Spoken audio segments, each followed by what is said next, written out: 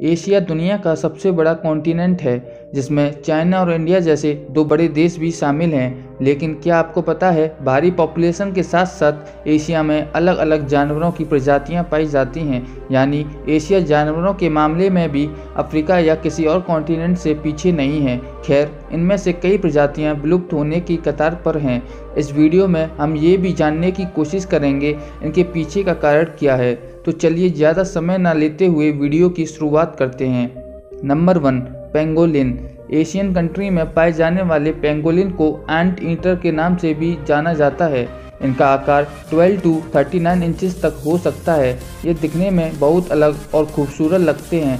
हालांकि इन जीवों को इंसानों की नज़र लग गई है। ऐसा इसलिए क्योंकि कुछ पिछले वर्षों में इनकी तस्करी के चलते इनका भारी मात्रा में शिकार हुआ है। इन जीवों की स्किन केराटिन की होती है। ये वही केराटिन है जिनसे हमारे नाखून भी बनते हैं। शिकार करने के बाद इन जीवों को मारकर इनकी स्किन को निकाल लिया जाता है। इस स्किन की कीमत ब्लैक मार्केट में लाखों की होती है। वैसे चाइना जैसे देशों में इसकी स्किन से कई तरह की मेडिसिन भी बनाई जाती हैं। आपको बता दें कि ये स्किन इतनी ज़्यादा मजबूत होती हैं कि गोली भी इसका कुछ नहीं बिगाड़ सकती। जैसे इन जीवों को खाने में दीमक और चींटियां बड़ी पसंद होती हैं। इन्हें खाने के लिए ये अपनी लंबी जीभ का इस्तेमाल करते हैं जो करीब 16 इंचेस तक लंबी हो सकती है। Number 2, proboscis monkey.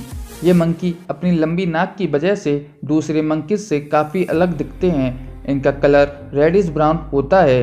वहीं इनकी पूंछ काफ़ी लंबी होती है। साउथ ईस्ट एशिया के मैंग्रोव फॉरेस्ट में पाए जाने वाले इन बंदरों की लंबाई 26 to 30 इंचेस होती है।